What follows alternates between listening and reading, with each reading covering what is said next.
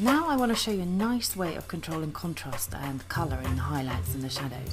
The gradient map can give you loads of control when combined with the blending mode soft light. I often get images that have been processed out by photographers, so there's very little leeway in the shadows and the highlights, but they very often want more contrast in the midtones. To get contrast in the midtones without darkening the shadows and lightening the highlights is very tricky. So that's where the gradient map is great. So let me show you how. First of all, let's have a look at these swatches. They need to be set to default, so I'm just going to press D. And I'm going to start off with showing you a gradient map that actually takes down the contrast, just in case you have any images that need that. So finding the gradient map here on the drop down, and the first thing I'm going to do is just reverse this so you can see here that not only has it turned itself into a black and white image, but if I reverse that, you actually get a negative. If we now blended that to soft light, it overlays itself in a way that flattens the image. Now that doesn't look very good now, but if we didn't quite take it as far as this, we could manipulate it a little bit by clicking on this gradient tile, and we get the gradient editor there. So let's say instead of going to the extremes, I click on this point here, which is the color point. I'm just going to set that back to its position, and the color that corresponds with that is always found here. So we're going to click on that color, and by the way, we are using now the first gradient here, the foreground to background gradient. Now if I go to my color picker here and I just click around a little bit, I'm just going to click that a little bit further down. You see there that it doesn't become so extreme, and I'm going to OK that. I do the same for the shadow. Remember that this is also now reversed, so I'm going to click on the color there and make that a little bit less extreme. And you can see there that if we OK that, we've now taken down the contrast, and that's brought a lot of detail into the image. Now of course we can also set the opacity a bit lower, so that's another control we've got there. So that's great if you have too much contrast and you need some detail in there. Now I think this image here inherently does suit a lot of contrast. I'm going to turn this one off and create another gradient map. Before I create more contrast with the gradient map, what I'm going to do is just show you something else that I often do, which is the channel mixer.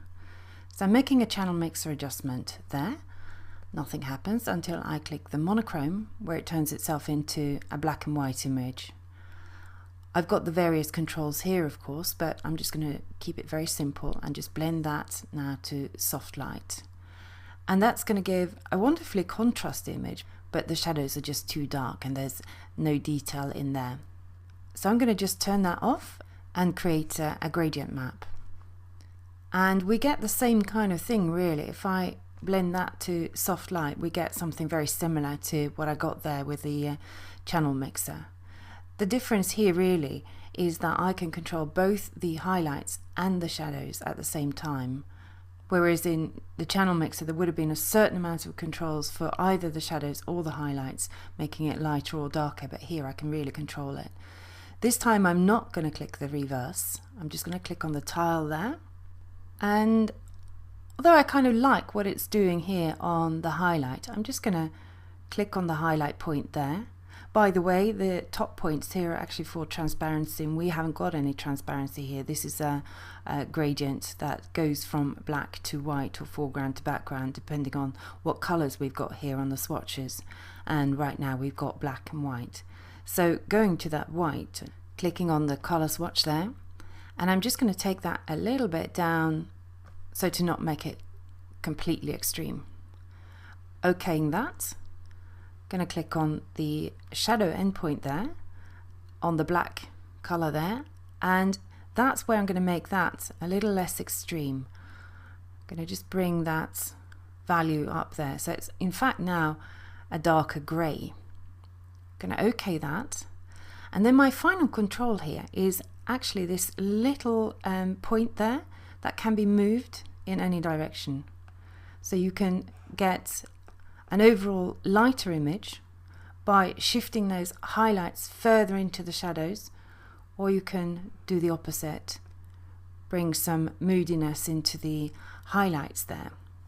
What often happens is that you click here and you get another sampler, and you can actually create colors in between the colors here. I'm just going to show you. For example, if I bring in a highlight there, I get a sort of flatter skin because it's gone effectively light, slightly darker, slightly lighter again, and then darker again. But if I want to get rid of this point, which I actually do, I just drag it off. And to activate and get that point in the middle, you just click on one of your color stops there, and that will activate that one. I'm just going to shift it over a little bit towards the middle there. If I shifted that quite far down, we'd get just some pingy highlights standing out. In fact, that's quite interesting. So I'm just going to OK that and see what we got there compared to the original. Turning that off and back on again. Now I've got contrast, not as extreme as before. I can re-edit that a little bit on the dark point, which is now not black anymore, but it's a dark grey, and I'm going to make it an even slightly lighter grey there. Now I think because we've made the shadows a little less dark, we can afford to just make the highlights just a little bit brighter again. So I have this value here at about 240, and I'm just going to pull that up a little bit brighter there just to give the image a bit more zing, and OK that, and we can turn that off and back on again. Now for the moment I'm just going to click on the background, and I thought I'd show you how you can split tone an image with the gradient map. I'm going to first just set some colors for these swatches. I'm going to go into this color hue bar here, and just going to pick myself a pretty random blue, pretty electric as well. Doesn't matter, I'm going to re-edit that afterwards. I'm just going to OK that and take the background, just clicking on that background swatch there, and again quite randomly choosing a yellow there. The reason I clicked on the background is that you can see the swatches becoming these colors as opposed to when you're in a mask. So if I click back on the gradient map 2 there, you don't actually see the colors there.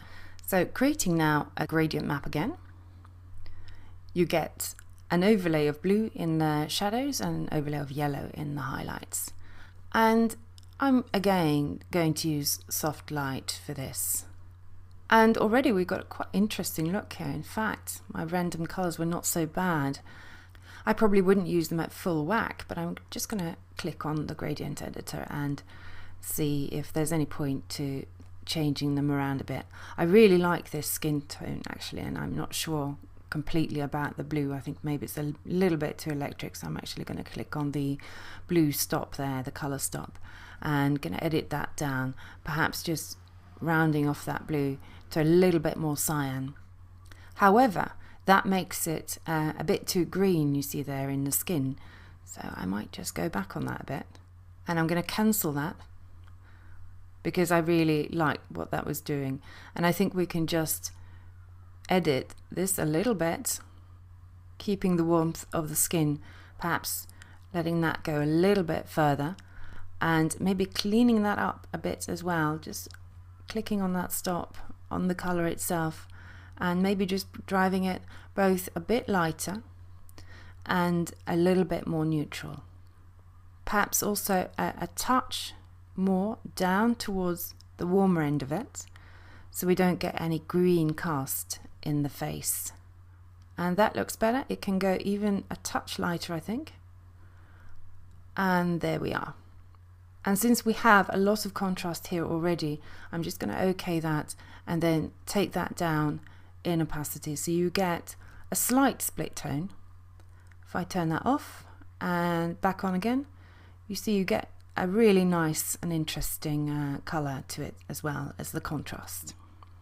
So the gradient map is a really good way of controlling your contrast in a very different way from what you would do with curves. It's a little bit similar to using a black and white layer or a channel mixer if you're using just the black and white.